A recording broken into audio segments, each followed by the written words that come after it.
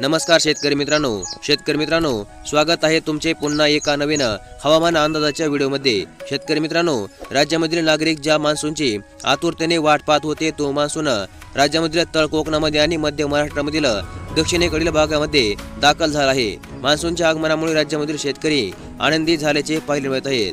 शेती कामांना वेग आला आहे आणि खरीप हंगामातील पीक पेरणीला देखील आता सुरुवात झाली आहे। तसेच काही ठिकाणी येत्या काही दिवसांमध्ये पेरणीला सुरुवात होणार आहे।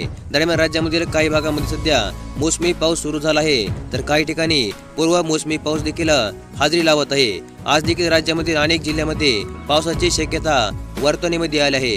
हवामान खात्याने कोकण, मध्य महाराष्ट्र, खानदेश, मराठवाडा आणि विदर्भातील काही जिल्ह्यांमध्ये पावसाची अगदी दाट शक्यता वर्तवली आहे। तथापि अनेकांच्या माध्यमातून सध्या मान्सून कुठे आहे आणि मुंबई तथा संपूर्ण महाराष्ट्रामध्ये मान्सून कधी काबीज करणार आहे असा देखील प्रश्न उपस्थित करण्यामध्ये येत आहे। तर मग आम्ही आपणास सांगू इच्छितो की 6 जूनला दाखल झालेला मान्सून आजही सिंधुदुर्ग, रत्नागिरी, कोल्हापूर, सांगली, सातारा आणि सोलापूर मध्येच आहे। मात्र त्याच्या पुढील प्रवासासाठी खूपच पूरक परिस्थिती सध्या तयार झाली आहे। हवामान खात्यातील तज्ञांनी सांगितल्याप्रमाणे येत्या 3 दिवसांनी अर्थातच 10 जून पर्यंत मान्सून मुंबईमध्ये दाखल होणार आहे। दरवर्षी मान्सून 11 जूनला मुंबईमध्ये येत असतो, पण यंदा एक दिवस आधीच राजधानी मुंबईमध्ये मान्सूनचे आगमन होणार असा अंदाज वर्तवणीमध्ये येत आहे। तसेच तिथून पुढे 2 ते 3 दिवसांनी अर्थातच 13 जून पर्यंत मान्सून संपूर्ण महाराष्ट्र काबील करण्याची शक्यता तज्ञांच्या माध्यमातून देखील व्यक्त करण्यामध्ये येत आहे। दरवर्षी 15 जून पर्यंत मान्सून संपूर्ण महाराष्ट्रामध्ये पसरत असतो,